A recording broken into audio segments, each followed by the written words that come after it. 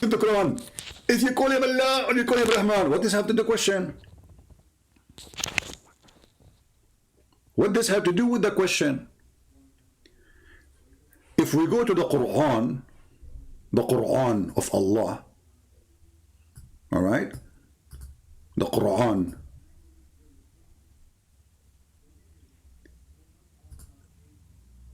and then we go to an option, it's called trans what?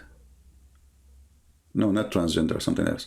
Transliteration. Read with me carefully in chapter 1, verse number 1 and verse number 2. Let us zoom in.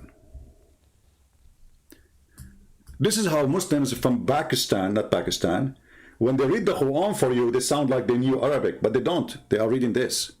Bismillahirrahmanirrahim. Alhamdulillahi Rabbil Alameen. Ar-Rahman Ar-Rahimi. They don't know Arabic. They read this. But I wanted to show you this, to show you what Allah present. Look at this. Bism. This is the last I at the end. This is a kasra. It's not a letter. So forget about the things you see in the end. Bismi, Allahi. This is the I at the end, the I, letter I. This is not in the word. This is like what they call it in English. It's like a movement, like you say E-A, like you add a movement to the letter, a sound to the. It's a sound. So Bism, La. Let's show you. Let's show you. Even the Muslims themselves, they admit that this is the name of their God is not Allah. Look with me. Bismi la. Here, Alhamdulillah, li in Arabic mean two. So this is the first one. The first L-I is two. Then lah. As we said, the last I at the end is not part of the word. This is a sound. So alhamdu mean thanks. All thanks to. Li is equal to two. Lah. That is the name of their God.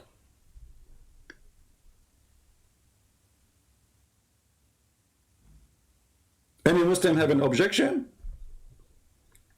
So Muslims, they call their God. You ask any Muslim, what's your name? What God name? He says Allah. You idiot, no. It says Lah. It's in front of you.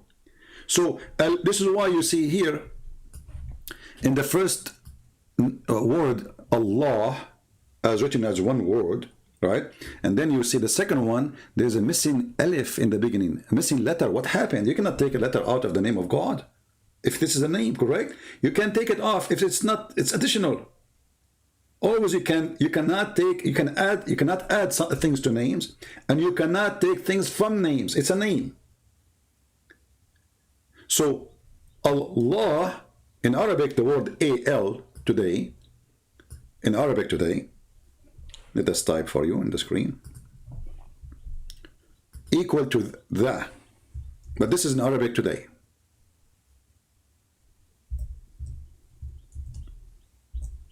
Al is equal to the, but in the old Aramaic and the old Hebrew, Al is a word meaning God.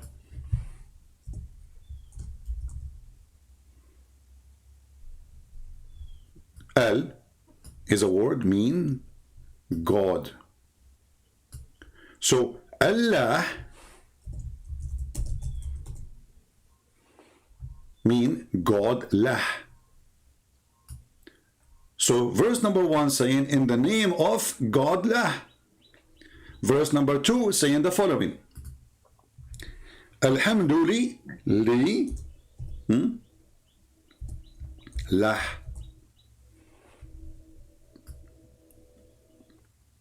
All thanks to lah. Now the question, who is lah?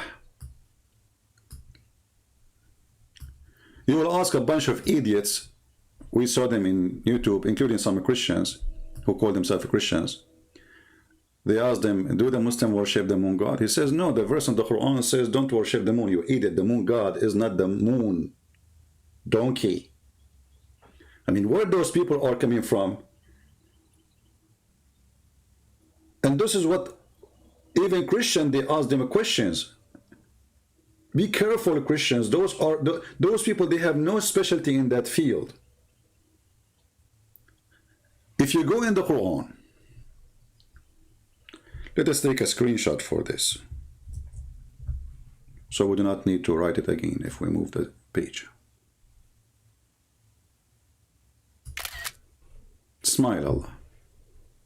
Perfect.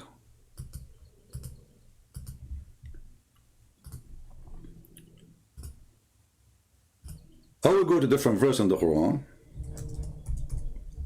And remember, I have to keep the video short. And this time I'm very serious. And short for me, you know, it's not going to be too like short like other people when they say short. But short, I mean, compared to what Christian friends usually do.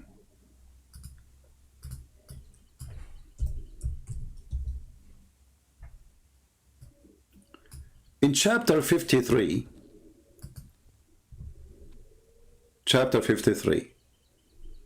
you know, when they ask James White, I suppose he's a Christian, do the Muslim worship the moon god? He says, no, there's a verse that says, don't worship the moon. Idiot. Where this guy is coming from? I mean, usually people who they are bold are smart. Chapter 53, verse number 49. Look what it says. He is the Lord of Sirius. Do you understand now what the moon god mean, you idiot? So there's gods in the Arabian Peninsula. The god of the moon, the god of the sun, the god of Sirius. Muhammad saying to them, my God is Rabbu Shara, or Shara. So he is the God